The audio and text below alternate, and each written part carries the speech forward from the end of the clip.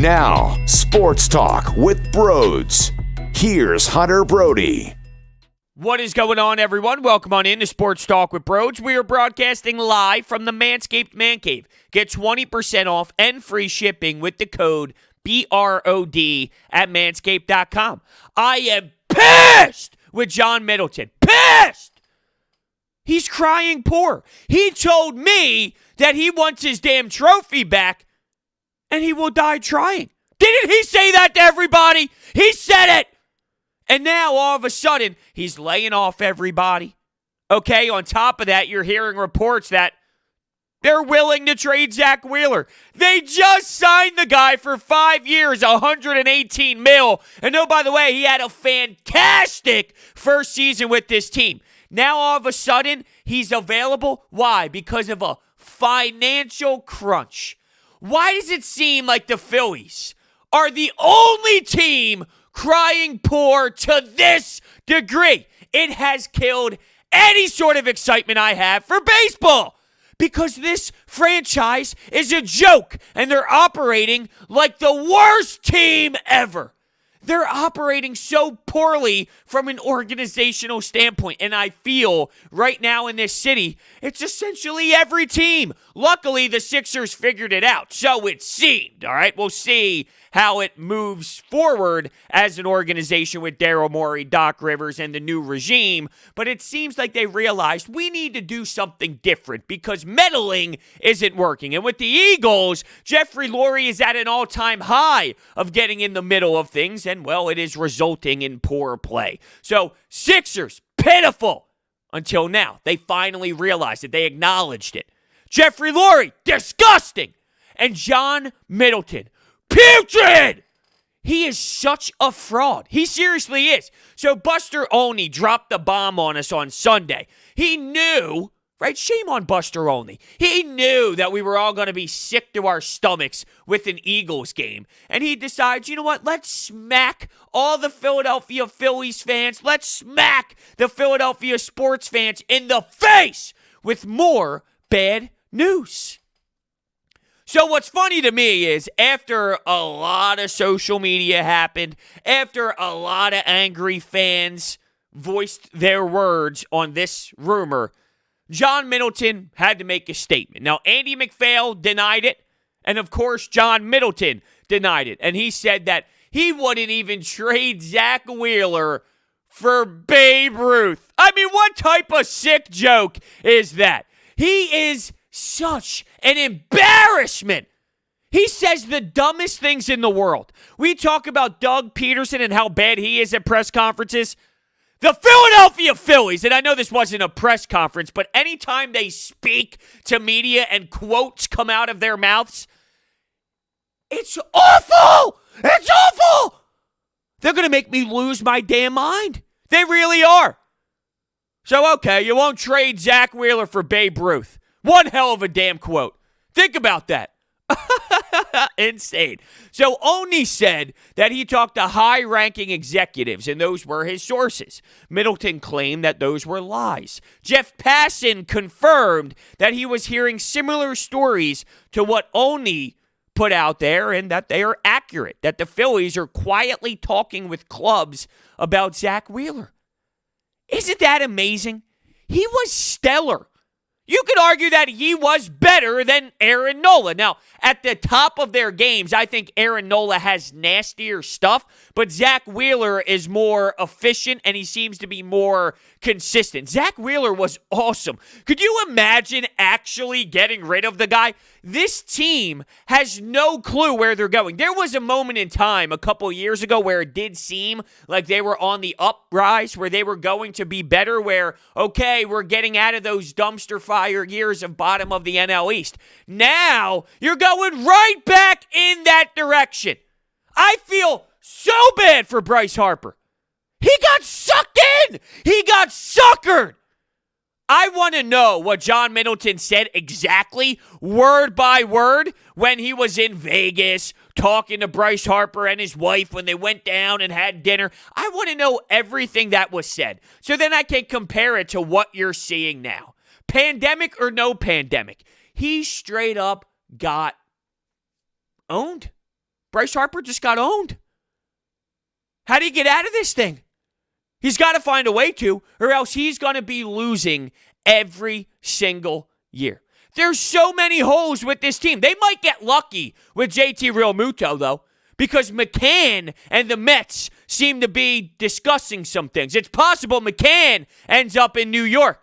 But you know what? For all those people that say, do anything to sign JT, isn't it kind of telling that the Mets, who are willing to spend and willing to go out and grab a bunch of people, and they have so much hope and they have a lot of excitement surrounding Cohen.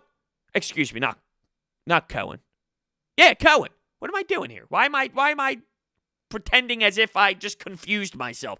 Cohen. They're so excited about that. Isn't it telling that you end up having someone like JT Realmuto available and he decides to go in another direction? That's what I've been saying with JT. I love JT. He's a great player. I'm not signing him for 7 years and an obnoxious amount of money. I wanted to go for McCann. I thought that would be the great option for this baseball club. But of course, they're not going to be able to do that. But they might luck themselves into some sort of deal with JT if he's not getting the money that he thought he would during the free agency period. But I'm not going to lie, there's also a side of him that possibly could be so rubbed off by how everything is going down, where he's thinking, do I really want to go back to that franchise? They have no identity. They have no GM. They have an interim GM right now, Ned Rice, who I can't trust him at all. He is seriously Matt Klentak 2.0. So how am I supposed to believe in a guy that has the same philosophy as the last moron that was just in place? It's never going to work. You need to go get your guy. Now, Theo Epstein apparently is not going to come back this season, so that's out of the question. How about you call up Minnesota? Thad, what do you think? Oh, what's that? No? Okay. Is that a common theme for a reason? That when Philadelphia picks up the phone, you're not really that interested? I wonder if there's a correlation behind that. Now, the Theo Epstein reports, that was already known that he wanted to take a year off. It's not as if John Middleton picked up the phone and he straight up said no only to Philadelphia and he's searching around other markets. It was very obvious that he was going to take the year off of baseball when he decided to walk away from the Chicago Cubs. But I'm telling you, there's got to be a correlation between John Middleton and picking up the phone and calling these guys. Now, there's been some interviews, and I've heard some names, Hill being one of them, and we'll see how it all plays out. I'm intrigued by a couple guys available. But right now, with Ned Rice in the mix, it's definitely not the best thing in the world, considering winter meetings are occurring and you have an interim in place. How about you figure out your front office so then you can properly assess what you're going to do? Oh, by the way, baseball having its own flaws. You don't know if you're going to have the pitcher hitting or not hitting in the National League. That's something you need to know when it comes to building your roster. What a joke of a league for you to be this deep into an offseason and not even telling your squads what the plans are going to be so they can properly build their roster. That's a big difference when it comes to how you attack an offseason. But realistically, for the Phillies, it doesn't matter anyway because they're all frauds and they're not going to build a proper roster regardless of what they do because they're not willing to spend money. I've never felt so defeated. I had such high hopes over the last couple of years that they would at least trend in the right direction. How am I supposed to get excited for a baseball season when I know they don't have a shortstop, they don't have a catcher, they don't have a bullpen, they don't have a starting rotation? I got to watch Vince Velasquez again. How many damn times are we going to try Vince Velasquez? He doesn't have it. Oh, well, maybe he's a fifth starter. Maybe he's a back end of the rotation guy. Maybe he's a middle reliever guy. He's nothing! He's not good enough. That's what it is. He's not good enough. Can we stop? But of course, it comes down to financial stuff. It comes down to how much he's getting paid. I don't want to see Vince Velasquez again. Jake Arrieta off the books. You got to fill that void. Now, I like bringing back Zack Eflin. They brought back a handful of people. Vinny V, Andrew Knapp, Zack Eflin, Hector Neris, David Hale. I think them bringing back David Hale is telling you everything you need to know. They're not going out and getting many pieces. I'd be stunned if they did. Stunned! Now, I know that there were some reports that they lost $2 billion, and that was clearly taken out of context. Rob Motti of the AP claimed it was $145 million. Where that $2 billion came from, that's so aggressive. As soon as I saw that report, it didn't even make sense. So as much as I want to destroy John Middleton and everything about that Philadelphia Phillies logo right now, I can't get behind that $2 billion report. 145, okay, that makes more sense. The $2 billion, that doesn't even make sense a little bit. So, come on. Let's use some brain cells here, right? You don't lose $2 billion. But going back to some of these players, Vinny V, it's atrocious. Andrew Knapp, I've been someone who has crucified Andrew Knapp, but last year, and granted it was only a 60-game season, for him to come back for 1 year as your backup catcher at $1 million, okay, that doesn't bother me. He earned it. I got to just take a step back and said, as much as I have made fun of him and really did have a good time making fun of him, he earned it last season. Last year, he earned a $1 million deal on a 1-year contract. Fine, I could support that. That's not going to make or break this baseball team, but you better find someone to play on top of Napper. All right, this guy better not be getting legitimate playing time. He's a backup catcher. You need to fill that void. But how am I supposed to be excited? What can I expect out of Rhys Hoskins after that injury? Remember, he had that injury where he needed surgery. I bet you he possibly could have been traded if that never happened. Now, who's going to take a flyer on Rhys Hoskins and give you something valuable in return to take that flyer on Rhys Hoskins? I'd trade his ass in a heartbeat, no doubt about it. I know he turned it around at one point there when it came to excitement at the plate, but I would trade Rhys Hoskins for sure. But now I don't see it being a realistic option. Who's going to go out on a limb and say, yeah, I'll take my chances with Rhys Hoskins now? I'd be shocked. People might feel that way and want to take the chance. The problem is, how willing are they to give up something that you would accept for a Rhys Hoskins? You need starting pitching.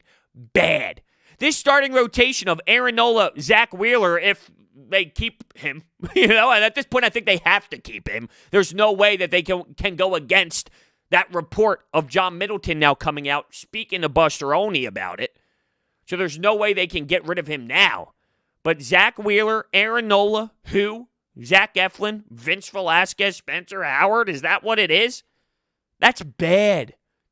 That is bad baseball. You have the Braves signing Morton, which is an awesome signing for them.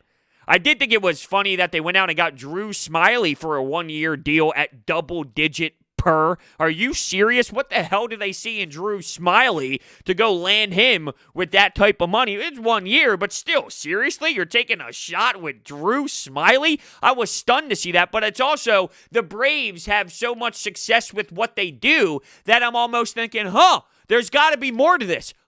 This will probably work out and benefit them because they do make good decisions. Now, you can look at what they did with Cole Hamels, and that didn't necessarily work out. So it's not as if they bat 1,000 when it comes to offseason decisions, but they are a good organization, a good franchise that operates smoothly. There's got to be something to it, but I'm so jealous of hearing what they're doing, looking at the Nationals, looking at the New York Mets. I'm jealous of them.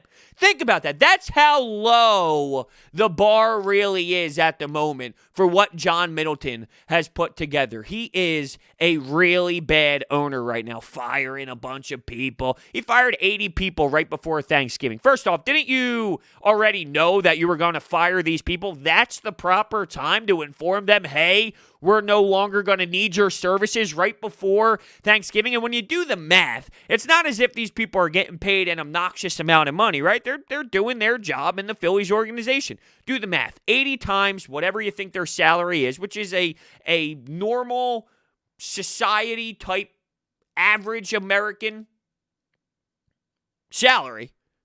How much money did he really save there compared to what he spends on contracts? That's where you're going with your cost cutting. Now, look, I'm screaming at him to spend money regardless, so I'm not making it seem like, hey, keep those people and then lack in other areas on the baseball field. It needs to be both. Go spend your damn money on the baseball field still, but are you really crunching the numbers with who you fired? That's where you're going? It just all doesn't add up, and it shows a lack of character. It shows weakness. I've always been strong with this statement. It's easy for fans to scream that your money doesn't matter. It's easy for that. There is a business side of things, and he is a businessman, and these people have money for a reason because they are smart when it comes to finances and costs and how they bring in revenue. But you can't cry poor to this level. It can't be to this extreme. This is so low. It's an embarrassment. People are looking around the league and looking at John Middleton laughing. Seriously, it's that egregious what he's doing. And I truly do feel that the only reason why Zack Wheeler won't be traded is because he heard the backlash, is because he saw social media. Look, there were polls all around town. Bryce Harper, Manny Machado, and he listened. John Middleton hears the fans. He gets influenced by the fans. And I do see a scenario where the fan base gets so hard and so abusive, if you will, that he has to respond. He seems like he's one of those owners where he gets a sense of, hold on a second, these guys are frustrated. I got to do something. It's almost as if he gets influenced by the crowd noise, by the intensity of the media, of the fans. And hopefully if we push and push and push and push, we will get the end result that we want. It might take some time. I'm not saying it happens instantly, but if there's enough pressure, he's gonna crack. And we just got to make sure that this guy cracks. Because if he wants to go down whatever path he wants to, we're going to be watching miserable baseball again and again and again. There's a reason why this organization is known to be losers. People who grew up where that '08 run was what you witnessed, that's such an outlier to this entire franchise. They lose. They're losers. We were spoiled from '08 to 2012. If that's the era that you grew up in, you just thought that was Phillies baseball. That ain't Phillies baseball. It is normally operated at such a bad pace that you don't see playoffs, that you don't see any sort of success. It's been bad. It's been so bad. And until things change, it's going to continue to be that way. You know what's not bad, though? DraftKings. DraftKings has brought their expertise to legal sports betting. It's a legitimate sports book based right here in the U.S., so you can rest assured that your funds are totally secure. DraftKings, America's top-rated sportsbook app, is safe, secure, and reliable. Deposit and withdraw at your convenience. Listen to this new deal. It's incredible. All new users have a chance to earn a sign-up bonus up to $1,000 when signing up. Download the app now. Use promo code BRODES. Check out all that they have to offer, including player props, live betting, and so much more. If sportsbooks are not yet available in your state, don't forget about the DraftKings Fantasy app, which offers millions of dollars in total prizes every single week. And if you or someone you know has a gambling problem, crisis counseling and referral services can be accessed by calling 1-800-GAMBLER. Gambling problem, call 1-800-GAMBLER. I'm really upset about this, I'm not going to lie, because I look forward to Phillies baseball in the summer, in early spring training. It gets me going. It gets my juices flowing. And I know it's going to be ripped out of me because the feeling heading into the season already, and even with these winter meetings, when you hear about these big names and you hear about potential free agents, you're not even tied to any of these. There's going to be no major change. You might get a little something here and there, but you're not going to really fulfill my needs based off of their mentality heading into these meetings. So knowing that when we enter spring training, when we enter the season, you're not better than what you were last year, that's so demoralizing. It kills the buzz. There's a lack of buzz, and it sucks. Remember when Bryce Harper came here the first season? Spring training was a must-watch. His first at-bat, I'll never forget it. I was like, wow, Bryce Harper, let's go! This is going to change the entire identity of the franchise every time they play. It is must-watch because of this guy. And yes, Bryce Harper is still must-watch television, but think about the excitement level and how it has dipped knowing that you have not surrounded this superstar with anything.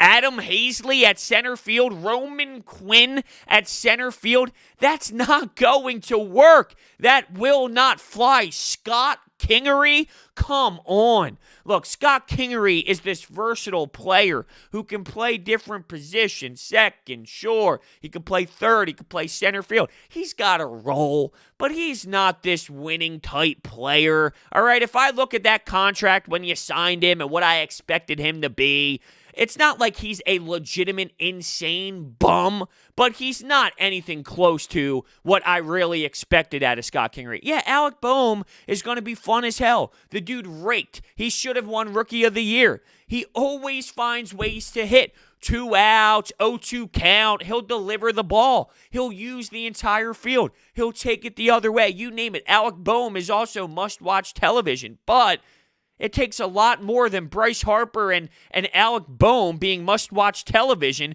for you to truly get sucked in with this team. And my big worry is I'm going to sit through 162 or however many games they play. You don't know what the hell is going to happen any single day now when it comes to these sports and coronavirus and COVID and this and that. You have shortened basketball season. You have a shortened hockey season. I don't know what the hell is going to happen with baseball. But I'm afraid that I'm going to sit through 162 and it's going to be this team that is unbearable, that won't win at all, that'll be under 500 yet again. When are they going to recognize that that needs to change? It should have already happened. The Matt Klentak era was an embarrassment to sports. You tried to tank. You tried to pull the Sixers. Tank and get your prospects, rebuild the system, and from there, you can operate. Guess what? They have no one! I'm not intrigued by Spencer Howard anymore. I used to be. Really, I used to be. But I'm watching these young studs all throughout the league when they're in their late teens, early 20s, and they're obliterating this league. Spencer Howard, it took him a long time to warm up. He had some injury problems. He struggled to put guys away. Yes, he has an electric fastball. I remember, too, watching for the first time, giving the double fist pumps, going, all right, baby, let's see what he can grow into. I already lost that optimism real quick based off a handful of starts. Now, am I claiming that he's going to stink and be horrendous? No, let's not take this to an extreme. But in terms of, okay, the season is starting. What am I excited for with this team? Spencer Howard does not make the list. He does not. The answer is Bryce Harper, because how can you not? And Alec Boehm. I know what Aaron Nola is to this point. I know what he is. So is that getting me going? No, I can't wait to watch him pitch, but yeah, I don't know if I feel that way. And maybe he is being hurt. The reason I don't feel the way that I do for him is because I know the team stinks. Maybe that has something to do with it. If the team was properly constructed and I knew it was going to be a good season, I'd probably feel a little bit different about Aaron Nola and my excitement level for the season. So I guess it's based off of knowing the product will fail. That's hurting my juices for Aaron Nola pitching. And to be quite honest with you, he's had some disappointing moments throughout the last handful of seasons where, I question Aaron Nola. Although you guys all ripped me apart for years now because I claim he's not a number one. He's the Phillies' number one by default, but he's not a true number one. If Aaron Nola's your number two, you're in a good spot from a starting pitching rotation. The problem is they don't have a good starting pitching rotation. And you're hearing rumors about possibly Gene Segura getting traded. I would be okay with Gene Segura getting traded. I don't love him. I don't hate him. I think he does provide you a couple hits a game when he is playing his best baseball, which apparently can't be done in this city for a lot of players, and I feel like there's clearly some sort of connection on why that is the case. I just can't put my finger on it. Maybe it's just a losing franchise, and when you put the jersey on, you lose all of your talents. You saw that last year with some of those bullpen guys. Brandon Workman last year compared to Brandon Workman this year, you're talking about two totally different pitchers. And something about that red and white and the pinstripes for some of these players. But with Gene Segura, he does have some money tied to his name, and there are some flaws with his personality and the style of play, so I'd be okay with moving on from him. But the thing is, you got to restock what you let go. You got to find a legitimate catcher. You need to find a legitimate shortstop. You need to find a center fielder. You need to find these problems. You don't need to find you do need to find the problem, but you got to find ways to fix the problems, which are the holes once you get rid of certain players. That was my big takeaway from my thoughts on JT Realmuto. If you don't sign JT, fine. I'm okay. I'm one of the ones okay with not re-signing JT Realmuto. How do you fix the catcher position? How do you fix other flaws on your roster with that money? If you don't sign him, but you find a way to fix the bullpen and get a center fielder, all right, that's okay. That's still helping this baseball team. If you don't sign him and you keep your hands in your pocket and you're unwilling to write more checks, do you see the difference? Do you see why one would extremely frustrate a city and the other you can satisfy the city? Because it shouldn't be some sort of mind-blowing thing here. Do what you can to make this team exciting. Do what you can to make the eyeballs of this fan base, to make them turn on NBC Sports Philadelphia at 7 o'clock in the spring and in the summer. But it is deflating. Can you hear the sigh? Can you hear how exhausted I am? And I'm exhausted because of the Eagles. And it's now trickled down to the Phillies. But I'm tired of the ownership talk. I'm constantly talking about ownership issues when it comes to Philadelphia. How do they not see this? I feel it's so simple to see. Well, hold on a second. I've been involved for quite some time and things haven't worked out as well as I would have anticipated it. Why is that? Maybe we should do some self-assessing. Maybe we should look in the mirror and look at some of the moves. Oh, I hired Matt Klentak? Well, that was miserable. I can't believe that Andy McPhail willingly said, I'd step away if they land a big fish. Pretty much opening up going, I don't want to be here. I don't. I want out. Please hire a big fish. That's how I heard it. Because it's that brutal internally. But then I question why, knowing that McPhail is going to leave, why is he one who's going to make big decisions for the future of the Phillies? Because he won a World Series. Remember when John Middleton tried selling us that Andy McPhail was this World Series mind champion? He had that mindset of a champion. I wasn't even born when he was putting together rosters.